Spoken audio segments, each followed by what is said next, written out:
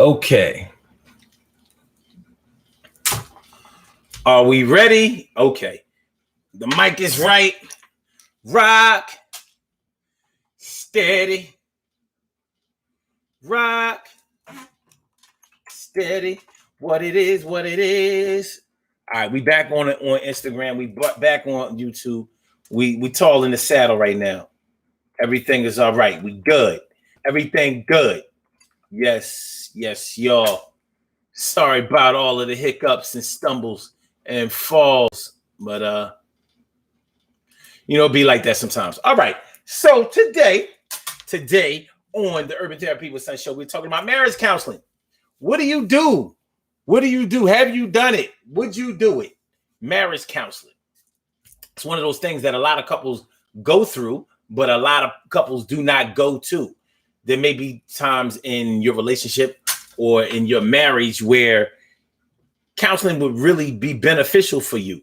But what do you do in a situation where one person believes in the counseling and the other person doesn't believe in it? What do you do? How will it play out? Because there's obviously a miscommunication issue going on.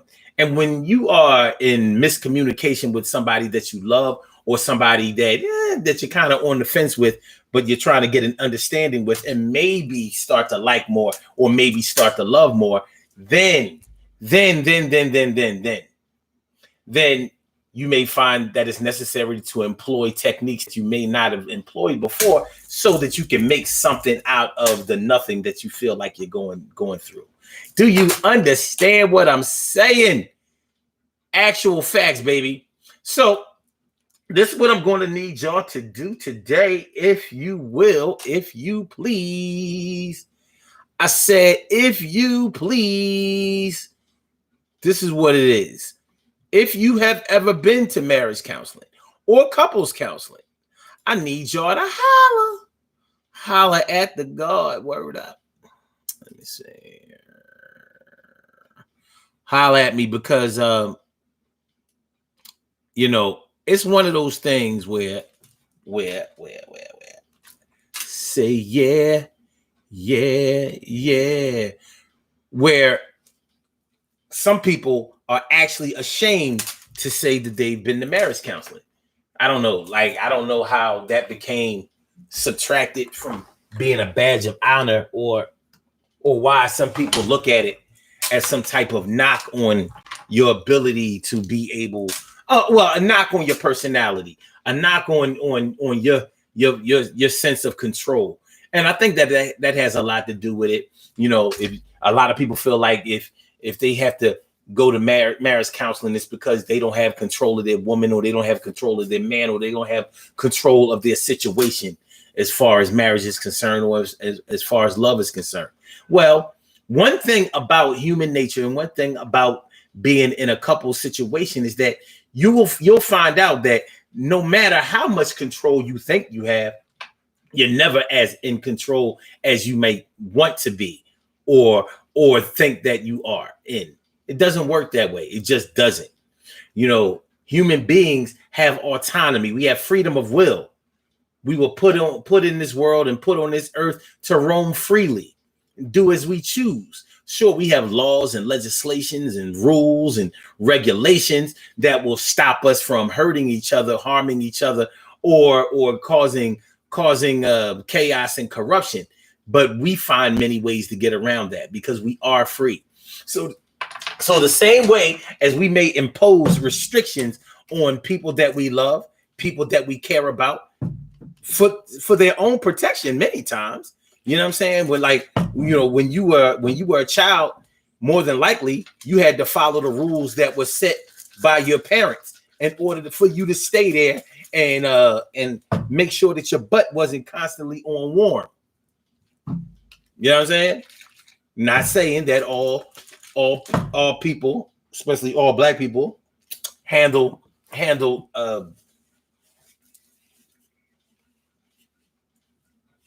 behavior, misbehavior. Not saying that we all handle it with the belt or some kind of corporal punishment. Not saying that, because there are plenty who don't believe in that. To each his own.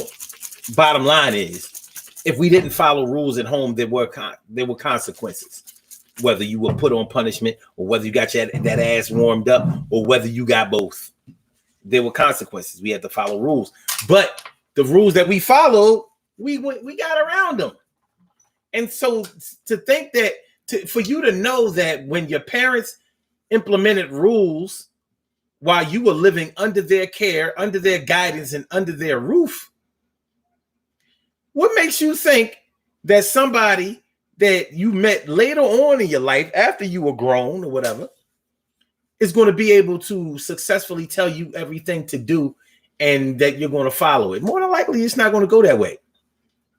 People grow up culturally different, familially different.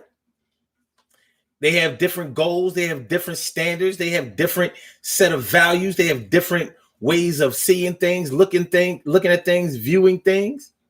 And so when those differences come together, when you are living in a loving situation under the same roof, then you can expect that you're going to maybe need some other type of intervention when you're trying to keep something together that is falling apart, regardless of your efforts. Do you know what I'm saying? Actual factual, baby. Actual and factual.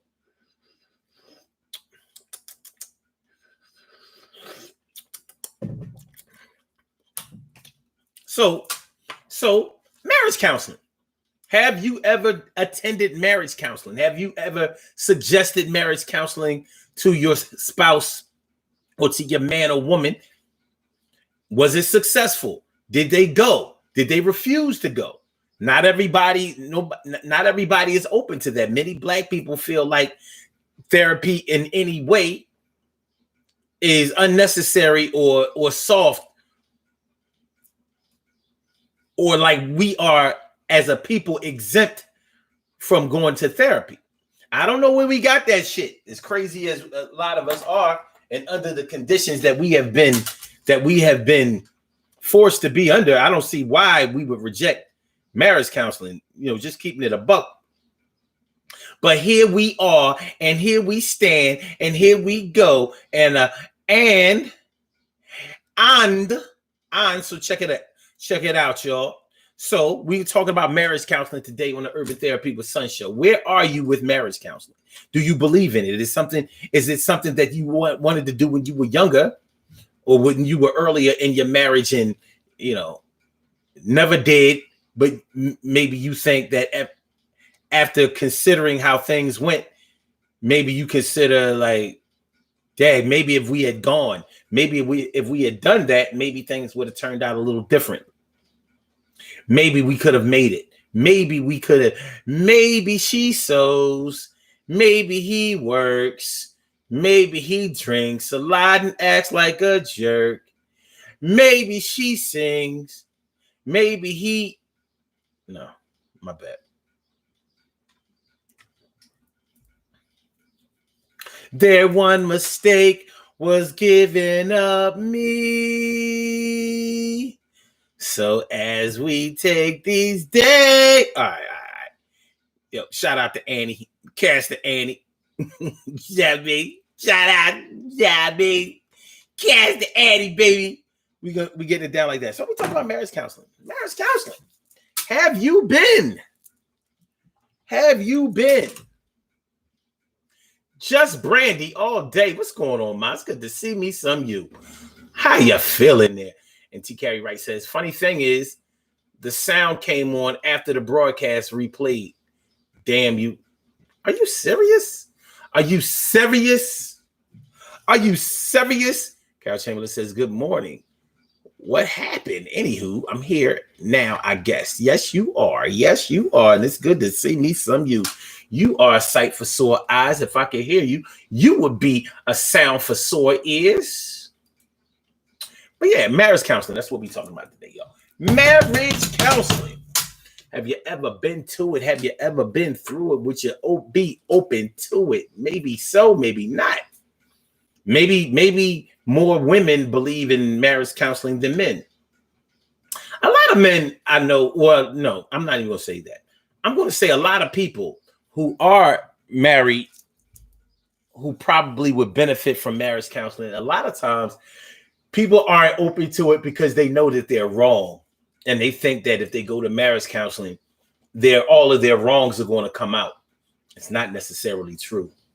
It really isn't. It's not necessarily true. The counselor is more of a mediator. It's just they are a middleman that will help the two of you be able to communicate better, because the likelihood is that you're not communicating very well with each other, that you're not listening to each other, that you're not open to the ideas that the other one has. You know, that's often the biggest problem. And sometimes you need a third party to help you to figure that out, because it doesn't always come to you that way. Sometimes,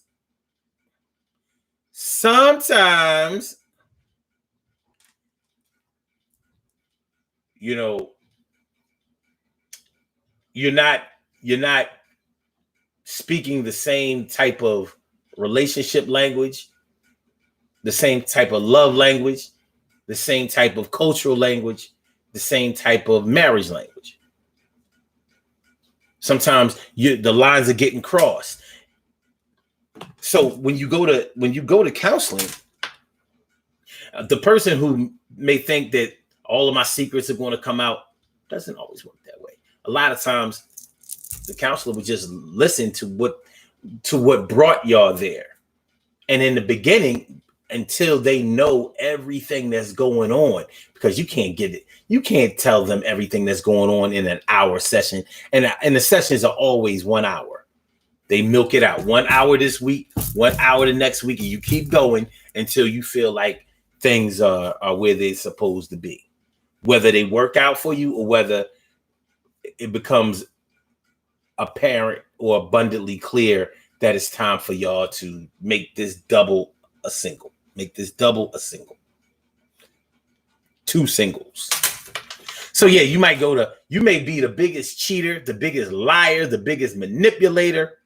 That first session, that first couple of sessions in marriage counseling might have you looking like the good guy. Until later on, when it starts to come out and it starts to see like, oh, he was a manipulating bastard. Oh, you was a manipulating bitch. Yes, you are. Look at you. You're no good. You're no good in this. You're no good in this relationship. You're no good in this marriage. You're no good for nobody. You're no good. Urban Therapy with Sun Show. If y'all want to call into the show, I invite y'all to call in. And the number to call is area code 319-527-6199. Once again, the number to call is area code 319-527-6199. It's the Urban Therapy with Sun Show. Press number 1 and that will let me know that you would like to speak. And then I will call you out by the last 4 digits of your telephone number. 319-527-6199. Make sure y'all press that like button. Make sure that y'all share the show. Make sure that you subscribe to the channel if you haven't subscribed to the channel yet. And make sure you hit that notification bell so you can know every time we're coming on. All right. Narcil says she didn't want to take a jog. Perish the thought of... she didn't want to take a jog. Perish the thought of counseling. Yeah, sometimes you find yourself in a situation in a marriage where they're not open to that.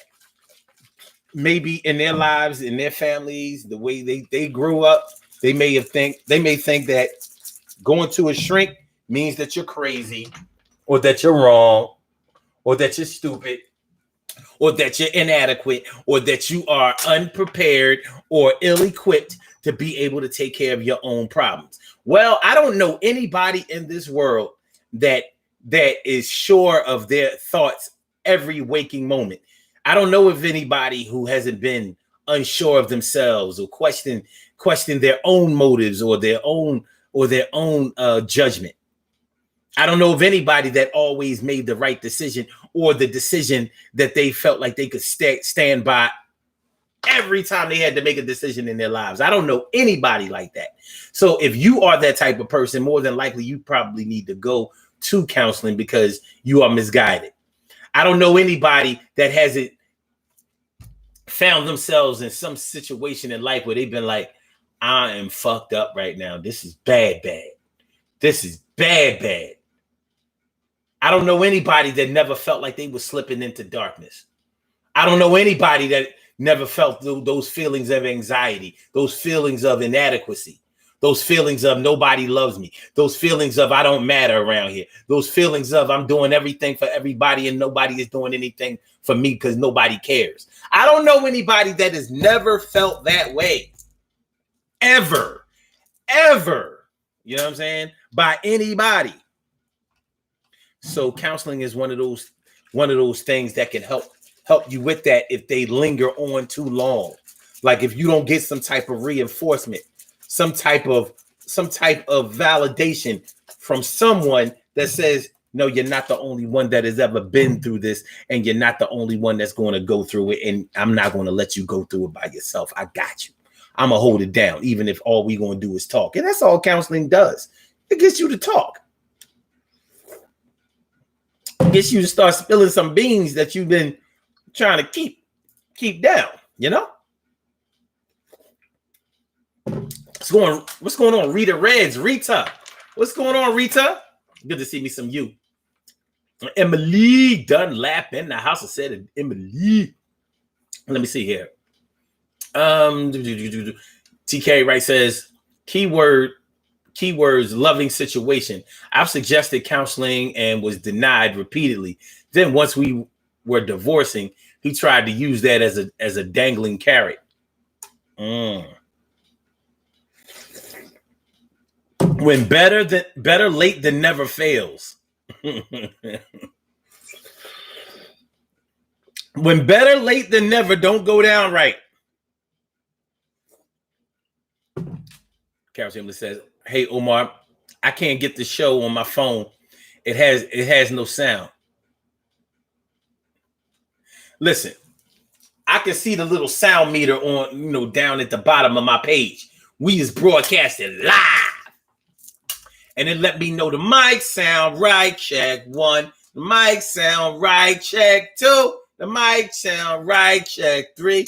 Are you ready? Okay. No, so it says, quote, besides making love, we had nothing in common. What's that? One Love by didn't Ecstasy say that? Ecstasy and wait. Yeah, didn't he say that in One Love? Ecstasy? Houdini? Is that Houdini? Just Brandy says, I've been to marriage counseling. Hubby was resistant. I believe you have to get a counselor that can relate to the couple.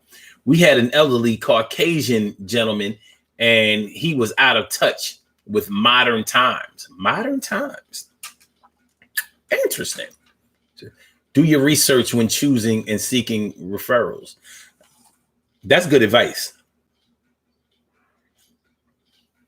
Thanks, Emily. I appreciate you. Yeah. In order for counseling to work, in order for therapy to work in any situation, you are going to have to find somebody that you feel comfortable communicating with. There are no cookie cutter methods that will work for you, just like when you choose a person to be in a relationship with. It's not just any woman, it's not just any man. It's one that pretty much jives with you. It would be nice if we could remember that was the case when things start to go bad. Like if you could remember the reason that you chose somebody in the first place, and if they were for good reasons, if they were for altruistic reasons, if they were for valid reasons, then more than likely you should be able to return to those thoughts at some point in time where you can make that reference point something that you can hold on to, something that you can deal with effectively, something that you can draw from, something that you can rebuild on. And it's not only married people who go to counseling. They have couples who have been together for years. I went once. I went to couples counseling before. I went twice.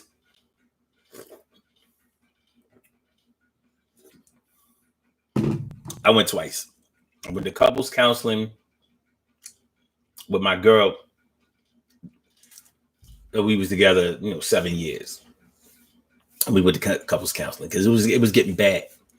Now, I found it to be interesting because I was used to going to counseling anyway since I was a kid. They've been like, yo, let's go talk to this kid. Like, what's going on? There's something going on up there. He ain't crazy, but it ain't the normal shit. So we went to couples counseling. And I actually was the one who suggested it. Like, yo, I knew she would be open to it because she was at the end of her rope too. And I was like, yo, you want to go to couples counseling? She was like, really? I guess she had been thinking about it independently.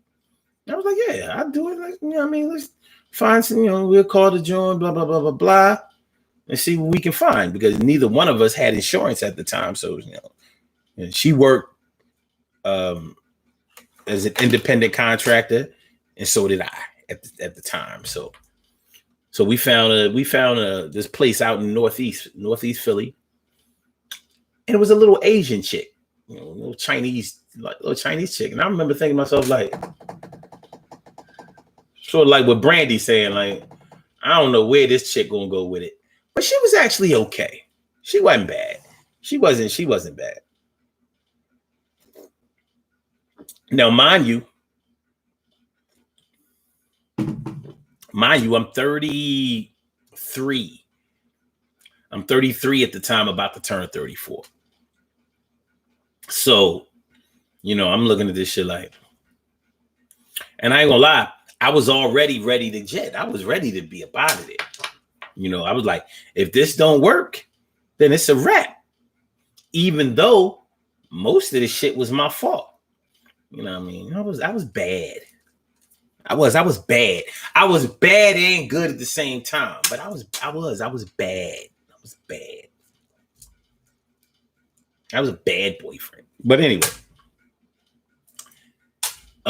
We went, and at first it seemed like the counselor was pretty much on her side. And that was more so, I think, to establish some type of stability, because we were both a little too edgy.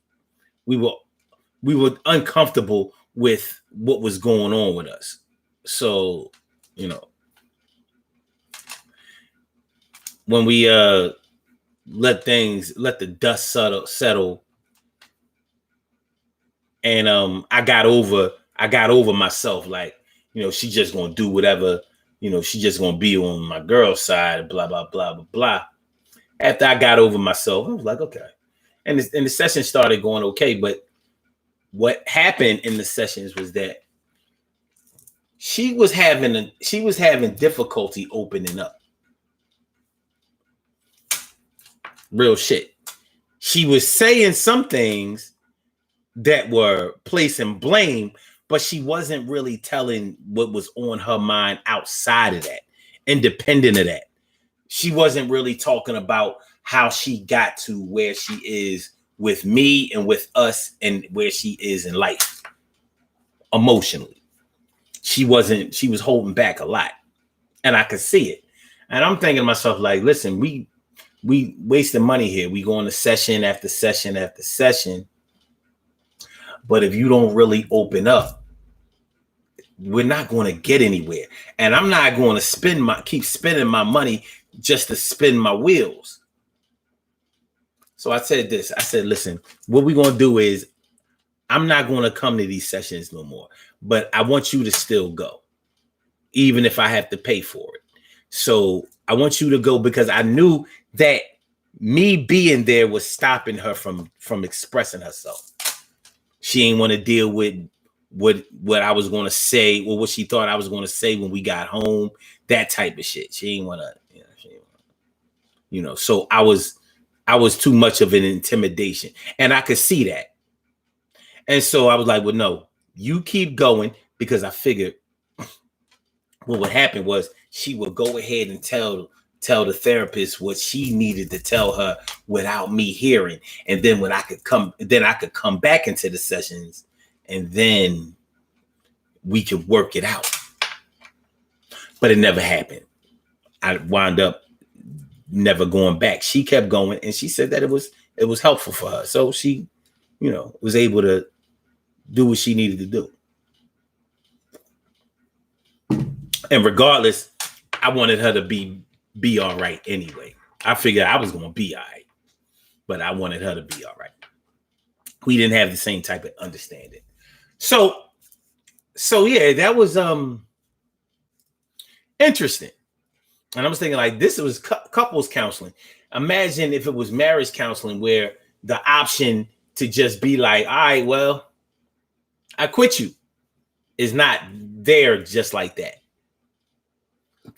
If it was a marriage, there's a lot more at stake. Forget about the whole financial thing, but there's a deeper level of commitment there. Well, at least there should be.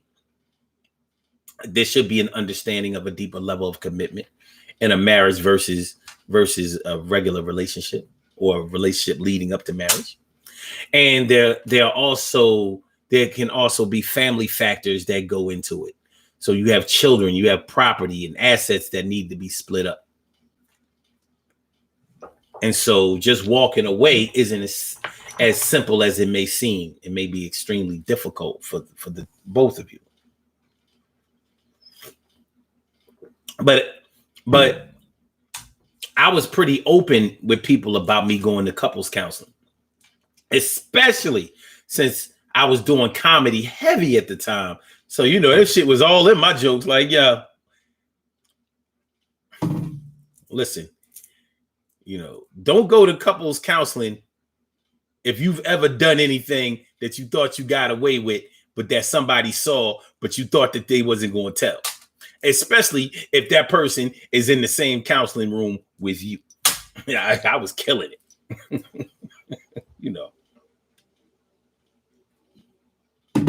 But that also showed my immaturity at the time.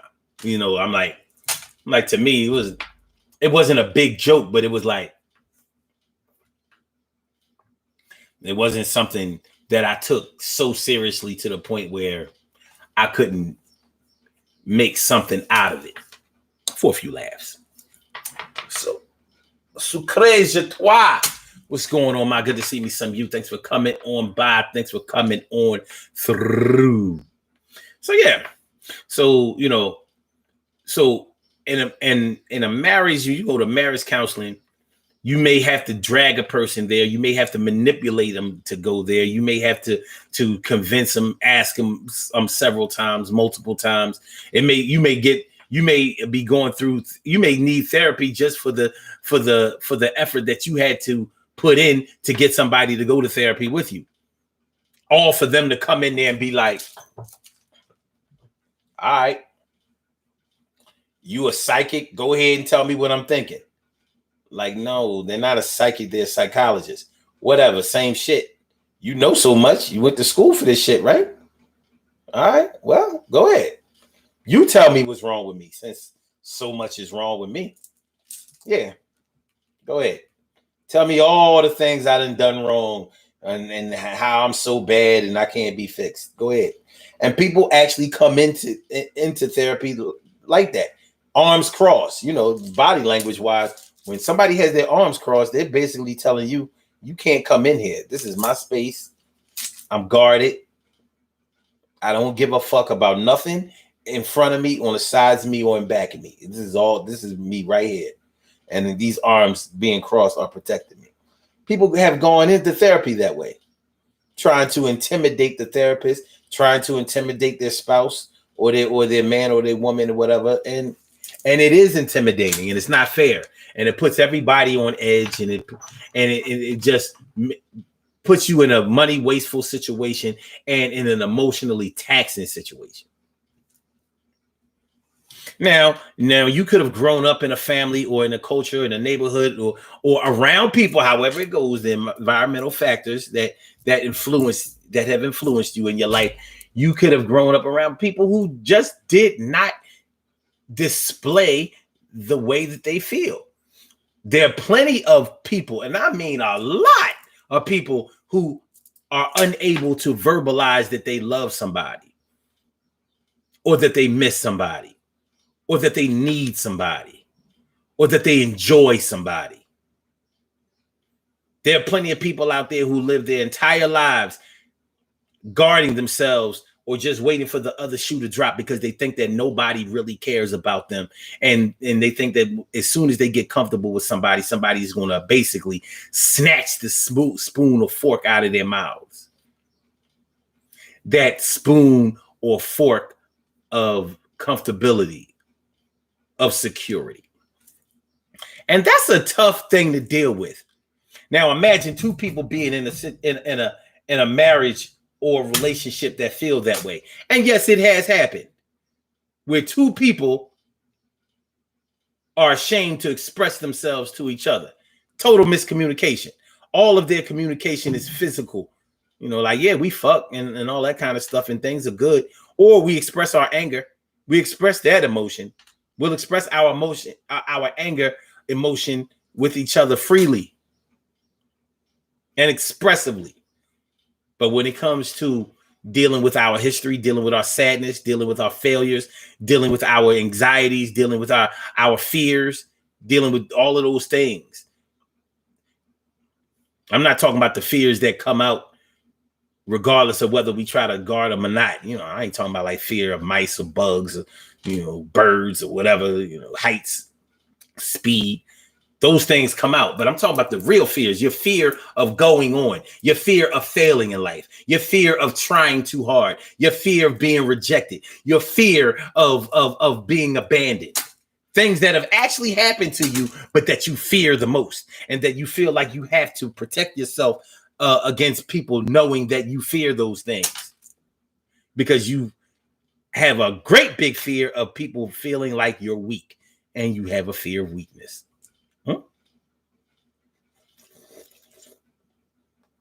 What about then? What about then, baby? 319-527-6199. 319-527-6199. Y'all can call in, get your shit off. I encourage you to do it, if you please. If you have been to marriage counseling and you want to put your 2 cents in, I invite you to call in. Or if you haven't been and you want to be, or you want to do it, you know, go to counseling. If you've struggled to get your man or woman to go, but you know that if y'all don't do something, that you about to be outie 5,000. 319-527-6199 is the number to call. You can get all up on it. Get all up in our area. It is the Urban Therapy with Son show. Does marriage counseling work for black people? Black people say, niggas. Hold on, y'all. Hold on, what's that? Whoa. What we doing? All right. Had to fix that real quick. Hey, kitty. My bad. I had to fix that real quick. All right. Yeah. Yeah, if you've been in a situation where you know that you need it, you understand the benefits. Some people understand the benefits of therapy or are so open to it, even though they may have never been to therapy, but they know, like, we got to do something. This thing is slipping away from me. We are slipping away from us.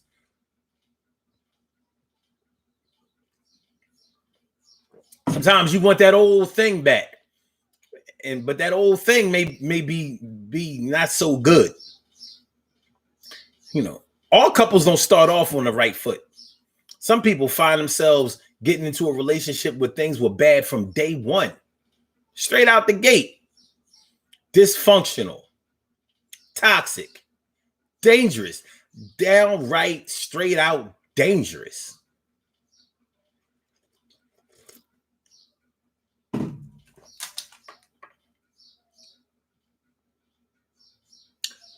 No, so said talking to Brandy, I could see that. The counselors are no good if they can't identify with the clients culturally. I agree. Oh, Jalil said that in Friends. Oh, not One Love, Friends. Yeah. Yeah. Okay. All right. Cool. Catch English said, oh my God, you look just like my first husband when you did that. Shaking my head, counseling was a rap. Then, oh, he went in there like this, Callie. Yeah, well, yeah.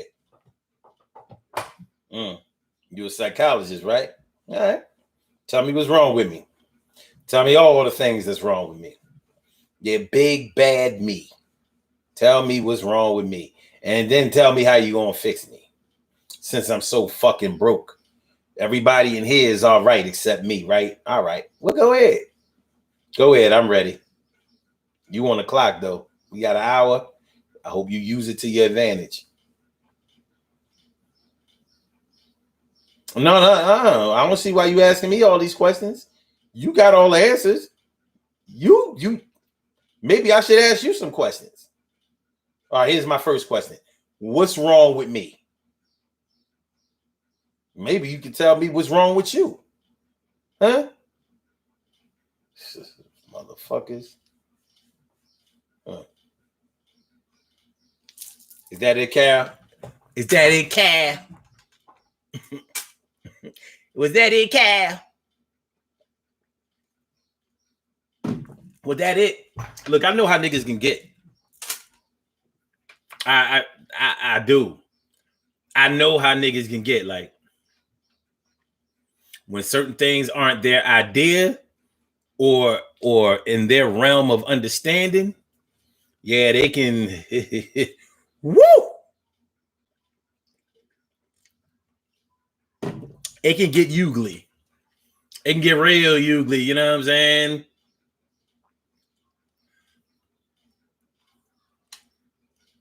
Narciso says, I can't, we can is universal. Mm-hmm.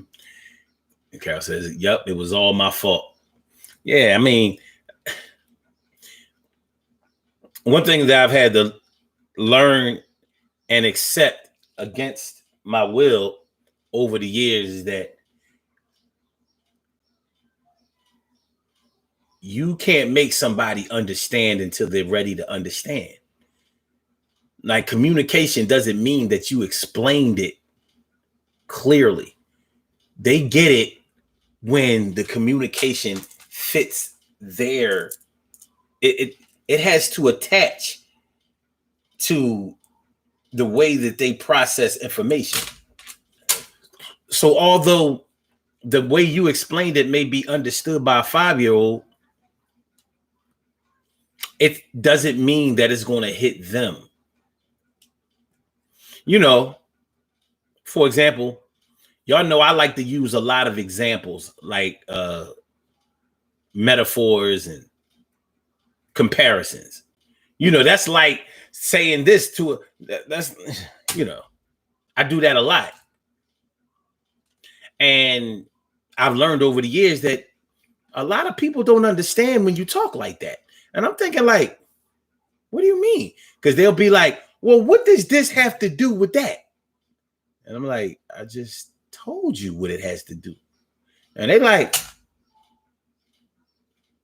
and at first I thought that they was only asking, what does this have to do with that? Because they understood but didn't like it. They didn't like the way I simplified it and broke it down. No, their brain doesn't work that way. They only understand the thing that's in front of them, not the comparison that relates to it. No. So if you're going to use comparisons with them, you're going to have to compare an exact situation, like a situation that goes on between a man and a woman, with the situation that you're in. In other words, and as immature as it may sound, you may have to go like, well, you know, John and them, they did this, that, and the third, and whatever. I don't see why we couldn't do it. We smarter than them. Those are the examples that they may be looking for. Not like, well, shit, even a starving dog knows not to do this, that, and the third. Like, what does the starving dog have to do with this? Yeah, they're not playing around. They're not just blowing you off. They don't think that way. And you thinking and you constantly talking that way confuses them. So no wonder they think that that you're the one to blame for everything that y'all going through. They have no other way to think. They don't know any better. And you're not explaining it any better because you're too busy. This is not even a diss, but you're too busy being on your high horse or giving them credit that they don't deserve. Yeah, I mean, you know what I'm saying? I see that we have a caller on the line. Caller with the last number is 4828. Welcome to the Urban Therapy with Sun show. Thanks for calling in. Thank you for holding. What's on your mind right now? Now. Makosa. Are you ready? Unfortunately, the only way I can hear you is if I... Can you hear me? Yes, loud and clear.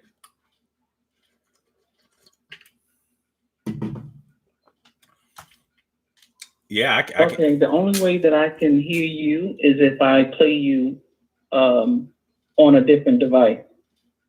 I can't hear you through the phone, unfortunately. I'm sorry. Really? Let me see something. So, yeah, when I called in the Blog Talk, I can usually hear the show, but I can't hear the show today. So if the feedback isn't too bad, I can continue. Wait a minute. No, because that's not going to work because this is going to be too much of a delay. I have you turned down low. Hold on a second. On the other device. Welcome to Blog Talk Radio. Hold on. Please hold and you will be able to listen to the show. Because I might be able to fix that. Let me see. You are now in the host queue. Okay. Unmuted. Yeah. There you go. Hello?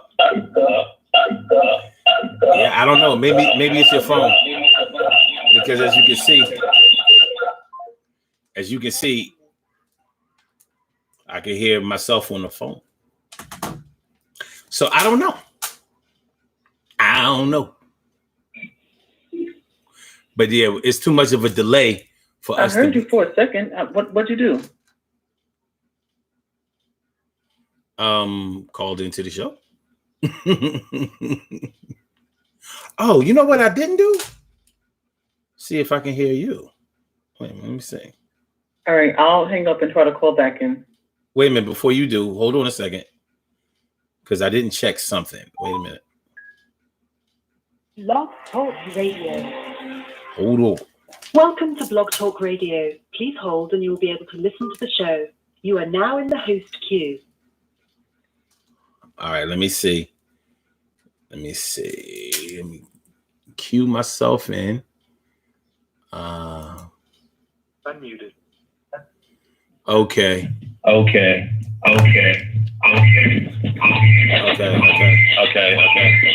But you know what? I don't hear it on the phone.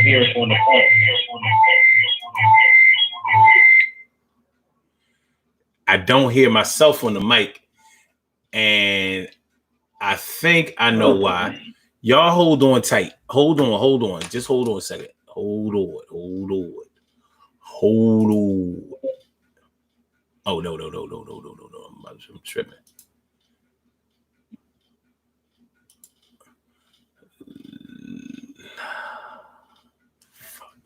How do I do this?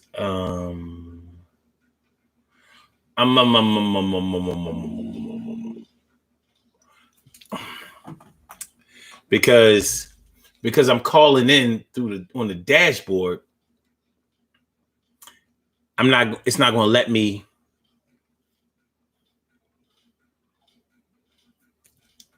It's not going to let me.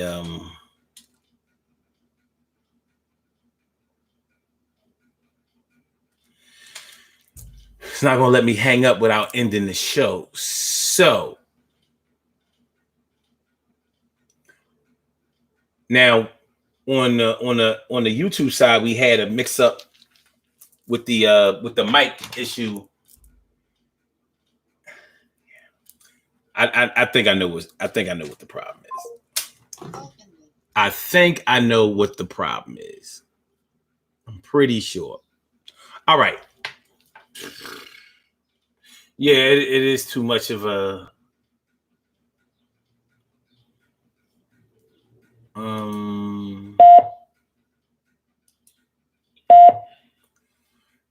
it would be too much of if you want to ask me questions, you can. Just know that there's a 3-second delay. That doesn't work. All right. Okay. Well, let's try this. I welcomed you to the show. What did you have something that you wanted to say about marriage counseling or counseling in general?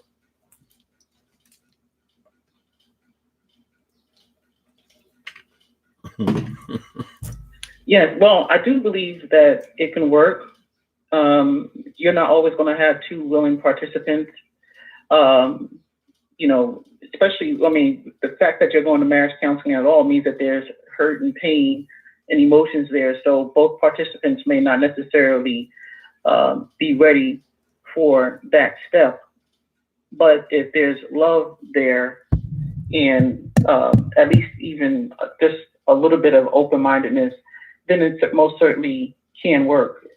And maybe through marriage counseling, one or both people can learn to compromise, even if their particular relationship doesn't continue after the counseling. Hopefully, it can help both people, become better for the next relationship.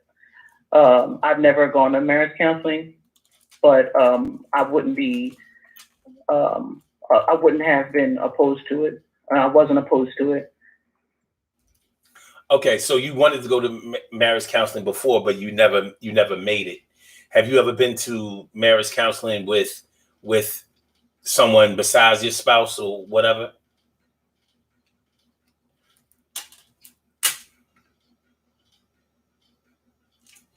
No, I've never gone to marriage counseling.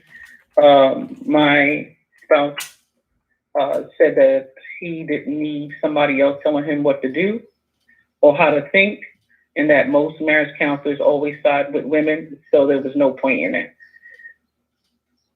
Yeah. Now, only a person who has never been to marriage counseling and who doesn't understand the way it works would think that they're automatically going to be on the side of the woman. And you know what?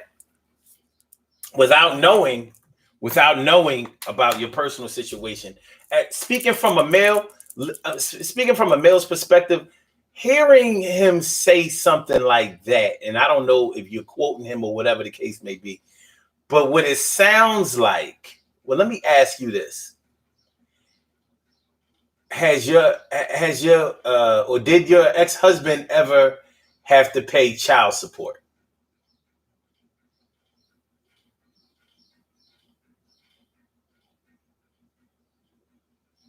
To me or to someone else? To anyone else? Yes. Has he ever had? But I never took him to court for child support, I should say. Oh, I meant, has he ever had a negative experience with child support? I asked for it. He threw me $40 here and there, but I never asked. I didn't take him to court. Okay. The reason I asked that is because that sounds like some that sounds like a man who has had negative experiences in child support court, because the courts do seem to favor the mother of the child as the custodial parent more than they seem to for the father. So if he was equating his experiences in child support court to what he thinks was going to happen in counseling, I could understand why he would think that, yeah, they ain't gonna do nothing but get all up on me. But that's all. That could also be his guilt coming out. Like, I know I haven't been doing right, and they're gonna know it, and she's gonna tell on me, and I'm gonna look bad in there, and I don't need to pay to make myself look like a fool.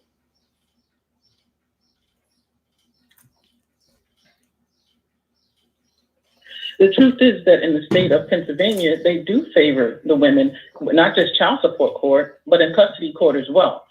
So I understand that, but that's not what this was. Even when I went for personal counseling, there was a point where the psychologist invited him into the session, and he was like, he literally laughed. Oh, I'm not going in there. I have nothing to say to you. And I was like, wow, this is something else. Oddly enough, though, once we were divorcing, we did go to counseling to learn how to be co-parents, better, like good co-parents. And that turned out to be, when I say a disaster, it turned out to be a disaster the first 5 minutes in. I'm like, not even kidding you. You know, he was like, yeah, we're here today because she's this horrible person and she doesn't know how to talk to people and she has abandonment issues because she was raised by her grandparents. So yeah, that's why we're here. And the psychologist is like, well, we're here so that you guys can learn how to be co-parents. And we're not talking about any of that. We're here so that you guys can learn how to you know, work together and be better parents and be good parents. Like, what are you talking about? And he was like, you don't see how that's important? She said, well, maybe in maybe in a different situation, sure, that might be important if she was exhibiting certain behaviors is how she put it. And then he was like what? And then she gave a list, and then she asked him, you know, is she exhibiting any of those behaviors? And he was like, well, no, but she could at any point. It was just like really dumb. So if you have somebody who is just dead set on, fuck this is not going to work, it's not going to work, but it doesn't mean that it can't. Yeah, it's funny. Yeah, listening to what you're describing, it sounds right. It sounds right. Now, to me, it sounds like somebody trying to take control of a situation. I'm talking about, you know, your ex-husband. It sounds like he went in there trying to give out all the information so it would kind of pave the way to make, you know, he's protecting himself when he doesn't have to do that. It sounds like he was protecting himself from being judged or from being characterized in a negative light. So he figured he would put all of your stuff out there to make it look like you were a crybaby, and so it could open him up to maybe what he perceived to be some fairness in the evaluation of you too. But that goes.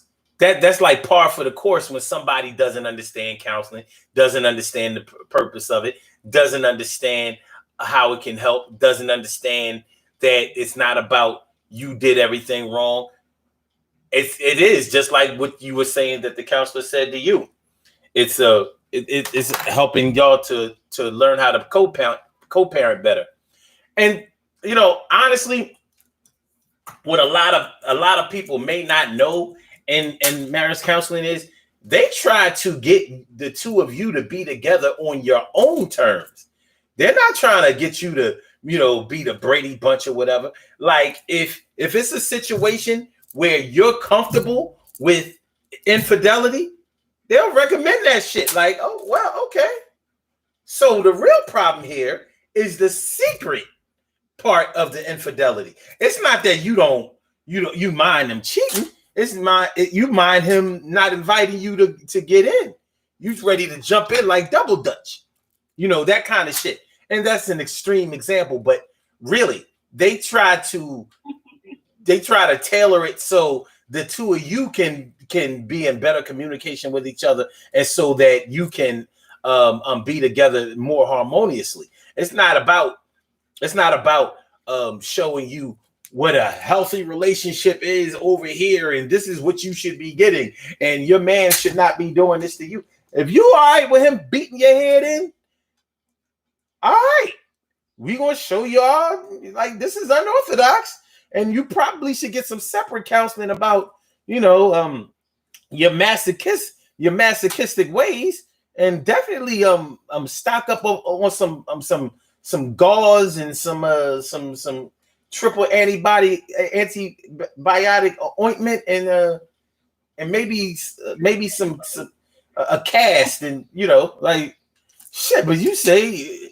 you don't feel like he a real man unless he bash your face in. Well, that's something that we'll try to work out. But if you insist that that's the only way for you, well, we're gonna show y'all how to coexist more safely. Like use your fist, not the bat. But she likes the bat. She insists on the bat. I use a smaller bat. Use the wooden bat, not the aluminum bat. But no, I'm being silly.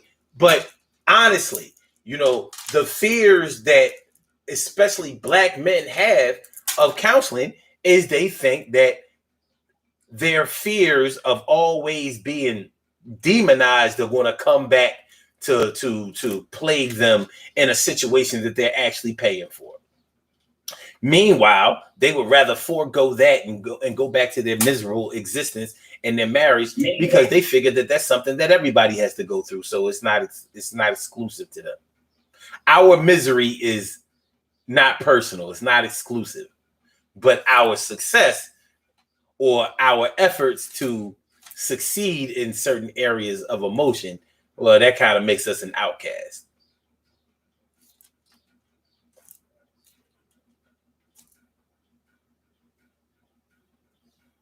At the same time, we have to keep in mind that when women are going into counseling, there may be a fear of being exposed as not being enough. So men have their own separate concerns, and women have their own separate concerns as well.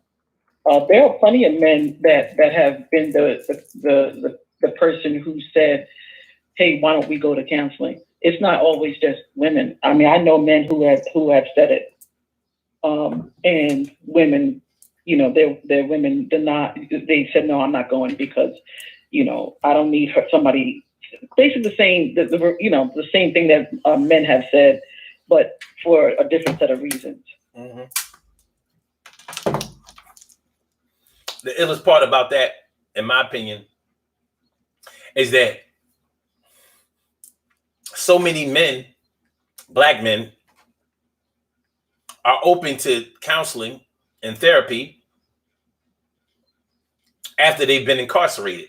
And because so many of our black men have been incarcerated and forced to go into counseling, whether they wanted to or not, and especially depending on the crime that they committed, and being as though it may also be one of the provisions for their parole. Like, if you want to get up out of this motherfucker, you're gonna go to some counseling. You're gonna get that evaluation. We're gonna try to make you a little bit better, and you're gonna report. We're gonna get the report from your counselor to see if you've been making any progress, and if so, then we can consider your parole. You don't want to go to counseling. You don't want to get better when you go to counseling. You don't want to try. You don't want to communicate. Your ass is going to sit into your max out date.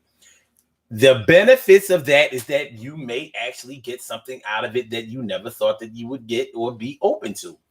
So you may have an easier time getting your jailbird husband to be open to going to counseling than you may with your free bird, your law-abiding, upstanding citizen ass husband.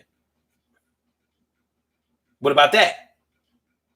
1, 2, 3, 4, 5, 6. Okay. See, I think. Oh God I damn! think that. Damn, that delay was long as shit. I think that's very, very interesting. As long as they're willing to get better. Yeah. I agree. As long as we're willing to get better, it's a ill situation. It really is. It's And it shouldn't be.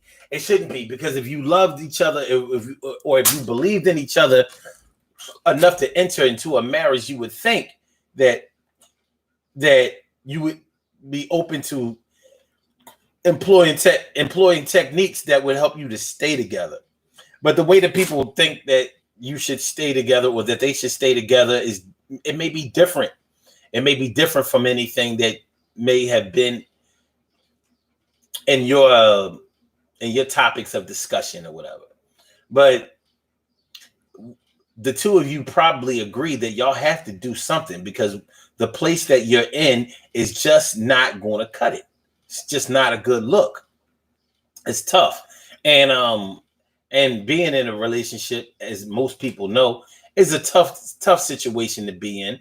And it's not one of those things where everybody is just going to adhere to the other person just because they love them or whatever. We, like I said in the beginning of the show, we are autonomous beings. We have the freedom to think the way that we think, and to do the things that we want to do when it doesn't impose or impede on other people.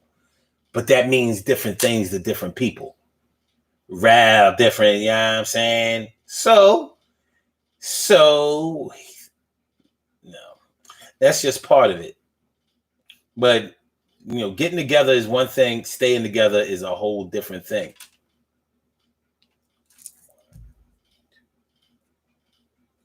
I agree. Okay, bet.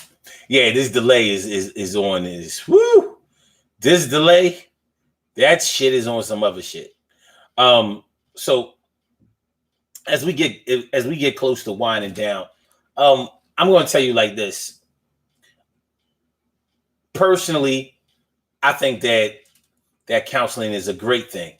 I think that marriage counseling could be a great thing, should be a great thing, because I think that marriage and the healthy motivation leading up to being married is a great thing. You have people who celebrate their marriages just like you have people who celebrate divorces, which I think is a bad thing. But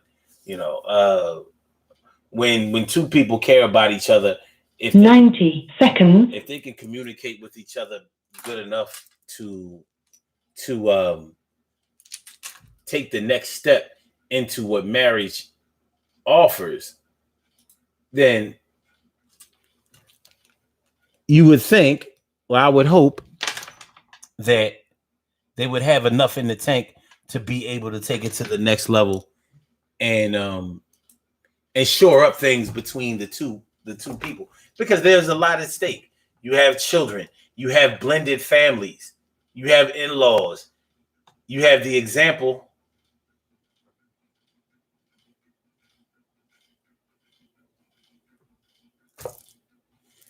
You have the example that you set with other people that you know. You have What just happened? Why did you make that face? Because I'm getting this notification. Wait, you can hear me? No? I think I know why. I think I know why you can't hear me on the mic. I think I know why. I'm gonna see. Hold on. I may have some valuable information right there.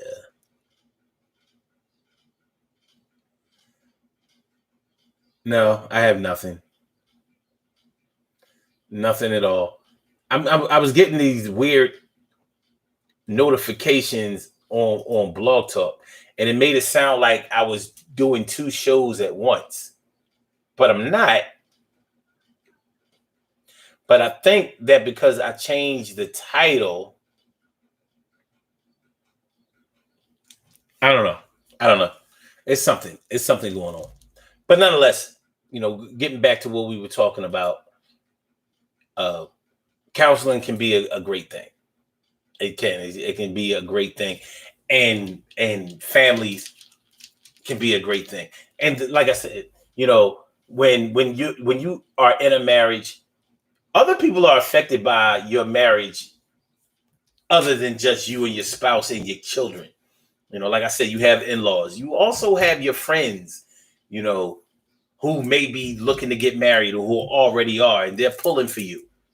You may feel like they should just mind their business, but when you're doing well, you don't care about people minding their business. When things are not so hot between you and someone else or you personally, then, you know, you want people to mind their business. Double standard. And also like neighbors and stuff like that. When you know how that negative marriage energy spills out into the it just seems to spill out into the block that you live on, the street that you live on. It's not that y'all see each other yelling. I mean, people see you two yelling and screaming at each other or mistreating each other. It's not always like that, but they can tell. People are nosy, and they know like such and such don't be coming home every night. He used to park his car in the back. I'll be going days without seeing his car, and it ain't because his shit is in the shop because there wasn't nothing wrong with, you know, stuff like that. It crosses over into other people who may be concerned or who are viewing you. So it's not always just an easy fix to choose counseling or to go through it. Because anybody can go to counseling once or twice, but to stay in there, to stick it out, to try to make it work with somebody. You know, like many people want to get in the pool, but only a limited amount of people want to learn how to swim. Many people want to get their feet wet, but only some people want to learn how to actually go into that deep end and be all right. It could be scary. Change is scary. And for people who have toxic control issues, you going to do what I say. It's going to be my way. It's my way or the highway and all of that. Well, we soon learn our lesson about how that goes, because it's just not going to play out that way in every area of your life. And it may not play out that way in your marriage. You're going to have to try. Mm-hmm. Right. Do you hear me now? Are we still on delay? Oh yeah, we're still on delay. Okay. Yeah, like, this shit is crazy. No, I can hear you, but remember your there's a little bit of a delay. I got you. It's just that when you cut in, I'm thinking like, oh, okay, we're good now. No. It's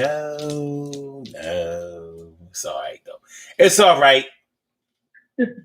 I do want you to know that I No. Okay.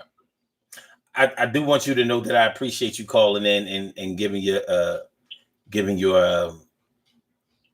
I don't want to say testimony, but giving, basically giving up the real about your experiences when it came to this type of thing. It's a tough situation. It is. It's tough, real tough. I mean, getting together is one thing. Staying together is a whole different thing. Getting married means that you've already been together and now you're ready to be together for a lifetime. Hopefully both people believe that. But before we get out of here, I think we should have a little bit of conversation about the effectiveness of counseling when one person really doesn't want it to work out, but they are too chicken to say so, because that happens. Like, I don't really, like, I'm all right with this relationship or this marriage being the way it is right now, because I don't really want to do anything to improve it. I'm out of here. I'm here physically, emotionally, I'm out of here, but I'm not so emotionally removed from this situation that I really want to be away from you. But I just want to be away from you enough for me to be able to do my own thing and to be disruptive. Is that the counselor can usually repeat that. The counselor can what? And they will actually ask the person who they can tell doesn't want to be there.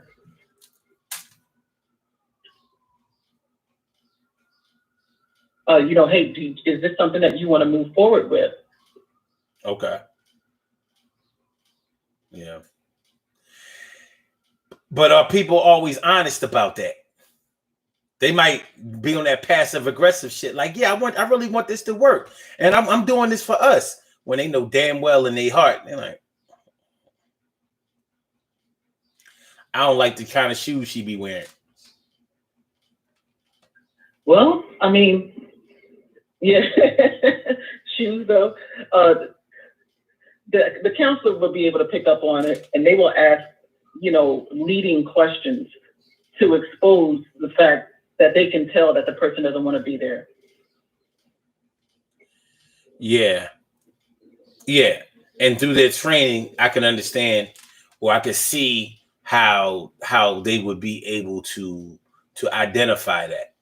But the person may still lie their way through it, and they may be such a good liar, or they may be such a great influencer that they make the person that they are in the marriage or relationship with believe that they really want to work it out. They could be sticking in there just for money or some other type of sinister plot, but people have already been getting hurt, and it can get worse. It can get worser. I've only heard of people being exposed and or the counselor saying things that made the spouse that did want it to work out think after they left counseling. So when they got home, they were like, well, wait a minute, why did you answer that question this way? Or why didn't you answer that question at all? So now they're in a position where they're thinking about aspects of their relationship that they weren't before. Mm-hmm. Yeah. So overall, would you, let's say on a scale of 1 to 10, how effective is marriage counseling in your world, from the people that you've known, from your own experiences, whatever? On a scale of 1 to 10, how would you rate it overall?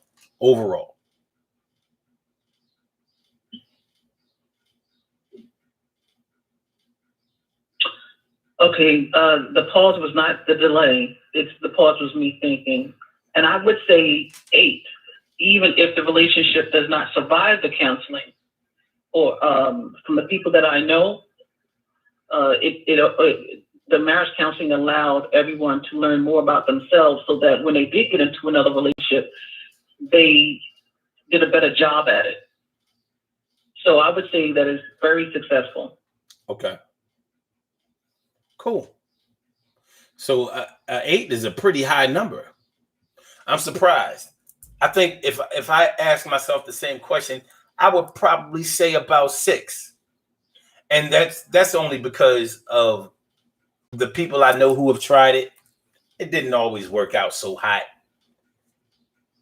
And for the people that I know that wanted to try it, who didn't get a chance to try it for whatever reason. We have a question on the Instagram side. We have a question on the Instagram side. They asked, is it important for a couple to be equally yoked? I'm going to be honest with you. I don't really know what being equally yoked means. I would say I think that it's important for both parties in a relationship to be in agreement with each other. Not necessarily in sync, but in agreement with each other about each other. Like they should agree that they like each other, love each other, want to be with each other, and are willing to move forward with each other. That would be the equally yoked that I would be looking for. Yeah. Everything else, as far as compatibility is concerned, there are different ways to be compatible. And I'm not so sure that the cookie cutter view of compatibility is always the most important thing. They have to be compatible in ways that they that fulfill each other's needs together and individually. Right. Okay. All right. So this is what we're gonna do. We're getting ready to get on up out of here. We're gonna do these birthday shout outs and then we're gonna get up out of here. Tomorrow we will be on, even though it's gonna be Father's Day and all that kind of stuff, but it will be on. And we're gonna take a look. We're gonna take a look. We're gonna.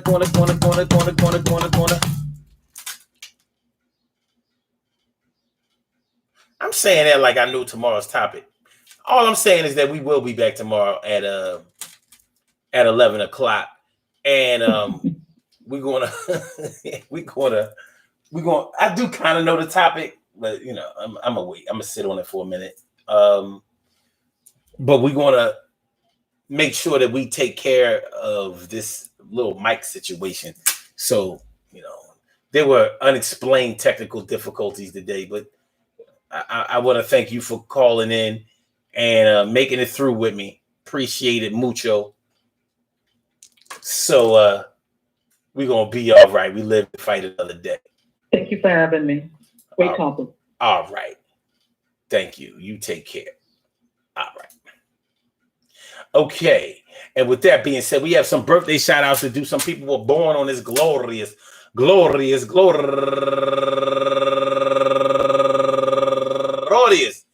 June 19th, and they deserve to be acknowledged. So let's go about our business of acknowledging them and making them feel special because they are special because they are special because they are S-P-E-C-I-A-L. They get the R-E-S-P-E-C-T. They are S-P-E-C-I-A-L. They get the R-E-S-P-E-C-T. They get the R-E-S-P-E-C-T. They get the, yeah, because they S-P-E-C-I-A-L. They are number one out the box. Is that Lisa Baker?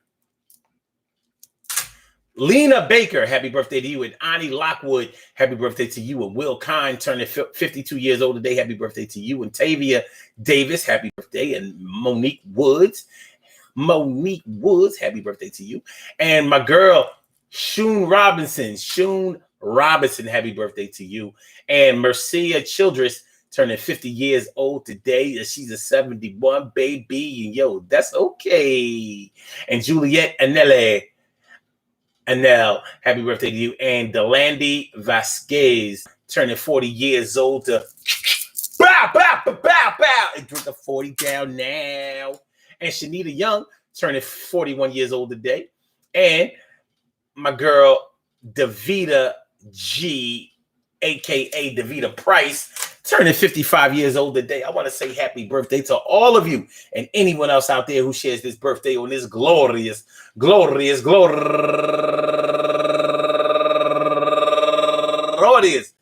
June 19th, anywhere out there in the world, worldwide, internationally, and universally. All of y'all go ahead and turn up. But don't turn up too loud. Just turn up loud enough so everybody can hear you. Rock out, rock on it, do the damn, to rock out, rock on it, do the damn, rock out, rock on it, do the damn thing. You do your thing, y'all. Represent the queens and kings. You do your thing, y'all. Represent the queens and kings. Good things happen to those who wait. Great things happen to those who grind. And anything can happen to those who go for theirs. So go hard, go for yours, and remember, man, marriage counseling, yo, unless you have lived it, you won't understand it. That's not really true. I'm going to hand it to you. If you have tried or if you want to and put aside your pride, everything is going to be all right when you keep the success of you and your spouse in sight. And everything is going to be okay as long as y'all fight to live another day. So whether you employ professional psychological therapy, marriage counseling, or whether you go to a pastor, and I'm not going to say that going to your pastor isn't professional. Professional only means that you get paid. But when you go to your pastor for marriage counseling, do you got to pay for that? Do you got to pay? Do you needs to pay?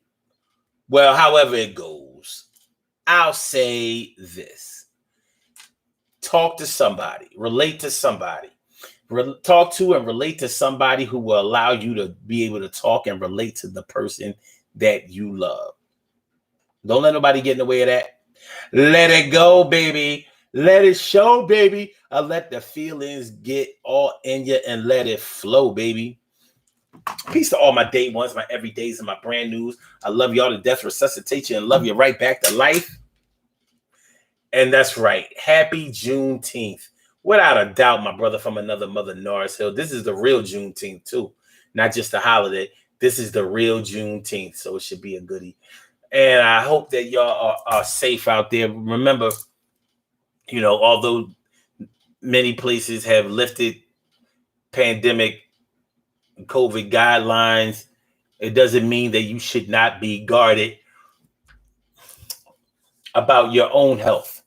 So you do whatever you have to do in order to stay healthy out there. Whether you feel like you should get the vaccine, or whether you feel like you should still wear your mask, or whether you feel like you should still social distance. You do whatever it is that you feel like you need to do, and whatever you think will be effective in keeping you healthy and strong and good to go for another day. All right. So for my blog talkers, to get you on up out of here. Get you on up out of here. Peace. And for my Instagram, Thank you for using Blog Talk Radio. Goodbye. I get back with you too. Thanks for coming on through, you. And for my YouTubers, you know how we do, buzz. It's gonna be all right, man. Have a glorious day. Glorious. Peace, y'all. Urban Therapy with Sun. We see y'all tomorrow morning. Out.